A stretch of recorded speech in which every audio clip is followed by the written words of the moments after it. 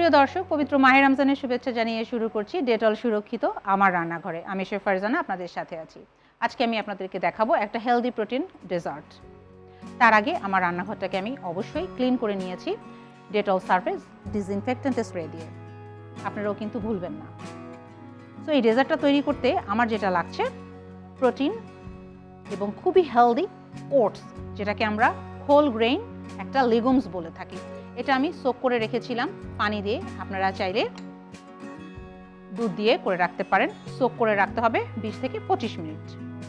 লাগছে আমাদের এভাপোরেটেড milk, brown sugar, এখানে নিয়ে নিচ্ছি আখরোট বা ওয়ালনাট, থাকছে ক্রিম চিজ আর মার্শমেলো। মার্শমেলোটা টোটালি অপশনাল। এখন আমি মিক্সিংয়ে চলে যাব।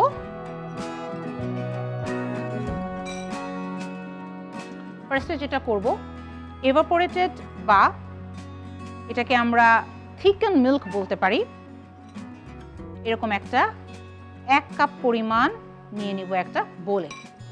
লিকুইড মিল্ক তার সাথে কনডেন্স মিল্ক ইউজ করেও আপনারা তৈরি করতে পারেন, কারণ এভাপোরেটেড মিল্কটা সবসময় অ্যাভেলেবল থাকে না। ক্রিম চিজটা দিয়ে দিব 1.5 টেবিল চামচের মতো।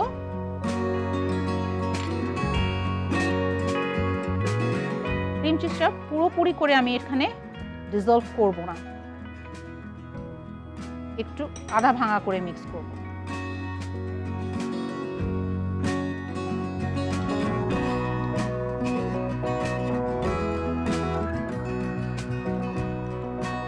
খুব সুন্দর একটা ফ্লাফি টাইপের টেক্সচার আসবে। আপনারা চাইলে কিন্তু বাজারে কিনতে পাওয়া যায় কুকিং ক্রিম, সেটা দিয়েও করতে পারেন।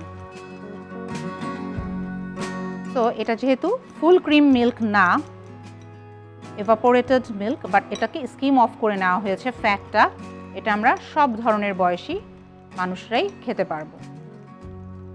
এটাকে ঠিক এই রকম একটা টেক্সচারে নিয়ে আসবো। এরপর আমি আরও ইনগ্রেডিয়েন্টস ইউজ করব এবং দেন আমি ডেকোরেশনে যাব। তার আগে নিয়ে নিচ্ছি ছোট্ট একটা বিরতি। সাথেই থাকবেন, ফিরে আসছি একটু পরেই ডেটল সুরক্ষিত আমার রান্নাঘরে।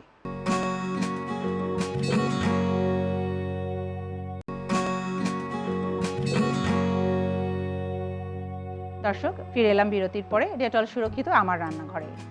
চলুন আমরা পরবর্তীতে কি করব সেটা দেখে নিই। আচ্ছা, আমাদের এখানে ব্রাউন সুগার এবং সোকড ওটস।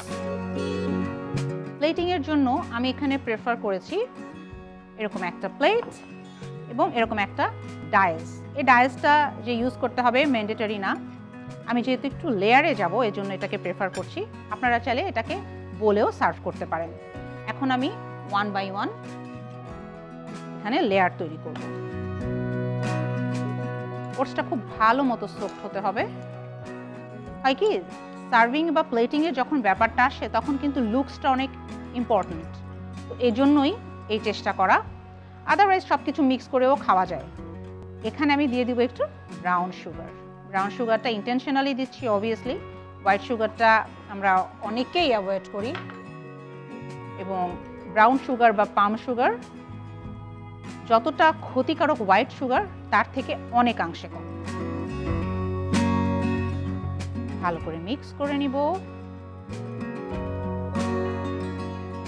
আরেকটা কথা, এই ওটসের সাথে কিন্তু চাইলে আমরা চিয়া সিডও মিক্স করে নিতে পারি।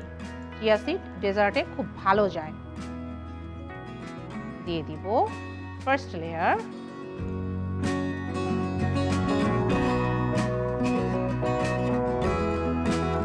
এরকম ডায়াস দেওয়ার কারণ হচ্ছে প্রত্যেকটা ইনগ্রেডিয়েন্টস যেন সমান প্যারালালভাবে সেট হয়ে যায়। তারপরে জুস যেটা একটু বের হওয়ার সেটা হবেই। এরপর দিব হচ্ছে এখানে আমি কালারফুল টুটি ফ্রুটি নিয়ে নিয়েছি, দিয়ে দিচ্ছি মিডলে। তারপর যাবে আমাদের মিল্ক অল্প করে, কারণ এটা আমি ডিসপেন্সারে পাশে রাখবো। আবার যাবে ওটস,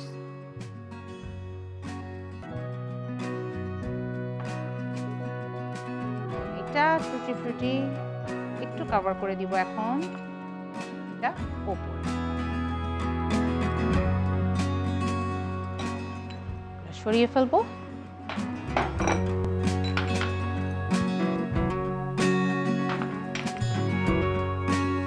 দিব হচ্ছে আখরোট বা ওয়ালনাট।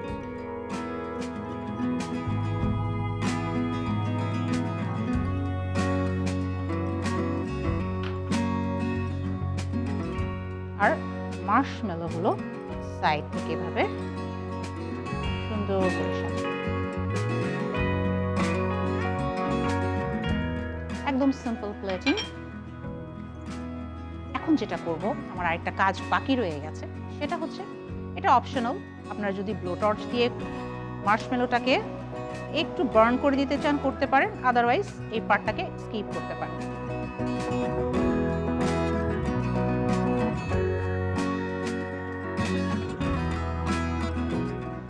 ডান।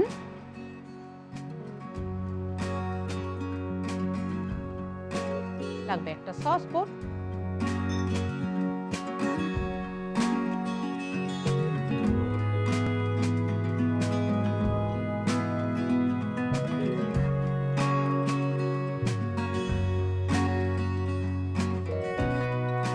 এটাকে আমরা সাইডে অ্যাকম্পানিমেন্ট হিসেবে রাখবো।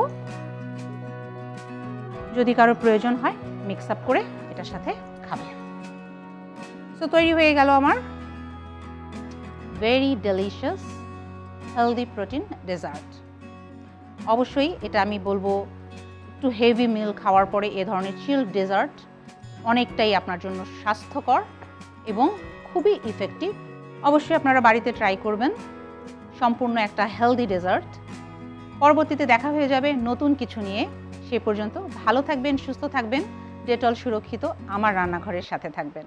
আজ এই পর্যন্তই। আল্লাহ হাফেজ।